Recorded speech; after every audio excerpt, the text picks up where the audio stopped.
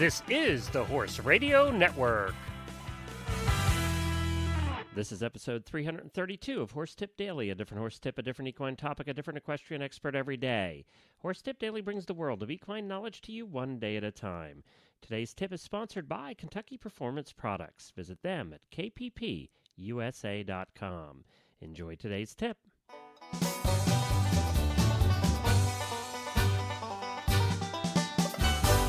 Howdy, everybody. Glenn the Geek back with you from Lexington, Kentucky, and you're listening to Horse Tip Daily. Well, today we have back with us someone we haven't had on in a while, and that's Heather Blitz. This is a tip from the Dressage Radio Show, episode number 76. You can find the Dressage Radio Show at dressageradio.com. We share Heather's training tips with you when she is on because they are really good, and I think you enjoy them. And, of course, Heather is a professional dressage rider who lives now in the United States. We'll be back with Heather's training tip right after these words about Kentucky Performance Products. Choosing a supplement can be confusing. How do you know which ones are right for your horse? Kentucky Performance Products will simplify your search for effective, research-proven supplements that meet the challenges of today's horses. And this week's highlight product is Contribute Omega-3 Fatty Acid Supplement. The properties of omega-3 fatty acids benefit every system in your horse's body. Contribute improves breeding efficiency in mares and stallions, maintains soundness and protects joints from damaging inflammation, sustains a strong immune response in horses of all ages, and decreases the levels of inflammation in your horse's body by sustaining adequate omega-3 fatty acid levels. Learn more about Contribute Omega-3 Fatty Acid Supplement and all the other products at kppusa.com. That's Kentucky Performance Products at kppusa.com. I know that we're coming to your tip of the week, Heather, and it's something that I think you do so well. I've watched you ride, I've watched you do clinics, and you do this so very well, but I think it's something of a challenge and something certainly worth addressing. So I'm going to hand it over to you to talk about the best ways to leave your horse alone, yet stay effective in your riding.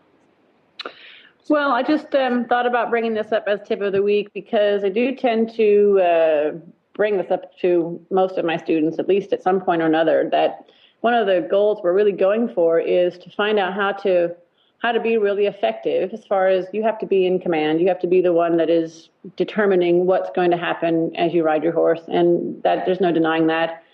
But to be able to do that while you at the same time stay as much as possible out of your horse's way is a really tough combination to learn. I think you can't really get that unless you have a fair amount of body awareness, knowing where your balance is, how your body is organized and arranged, and you stay responsible for your own body weight and for your own balance. Can take, a fair amount of work to get to that point. But if you keep that awareness and then your aids that you use to designate what your horse does stay as simple as possible, then, that kind of that's like a summation of what has to happen. Getting there can be complicated, but once you get there, that's what you can say is happening. That you keep yourself completely independent from your horse, that your horse can't rely on you to hold his balance or to hold his tempo, to hold on to his frame. If you have an ideal moment, you should really feel like at that point when the goal is reached, that you might feel like almost unnecessary to even be there. Your body weight or your legs or your hands, the reins, anything, you should feel like, well, if all this disappeared, my horse would still basically be doing what he's doing, and then he's doing the work and is designated by the rider, but the rider just can feel a sense of not being like a necessary piece in the moments where you feel like it's what you want. And it's what I get in my horses, and trained a lot of them that way. And I see just a really big improvement in my students too when they kind of get that concept. And it's maybe easier said than done, but I think it's a great thing to kind of hang up on your wall or Post-it note or whatever as a goal to strive for. Being part of the motion and the rhythm, but not interfering with it. Right. Yeah, to be able to give your horses clear signals, clear aids, and then let them do the work without doing it for them and without being in their way of them performing it for you. So it's a magical little place. And of course, another way to describe that is overriding. And so many people seem to be doing that and not realizing they're doing it.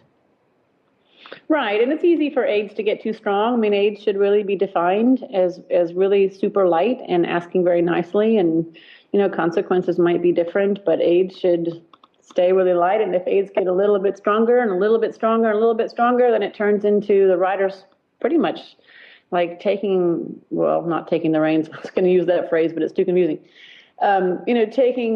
Taking charge of doing the actual physical work for the horse, where they will hold them up and they'll hold them forward and they'll drive really hard, and the horse will just kind of do less work and the rider will do more, and it turns definitely into overriding. And you see that a lot.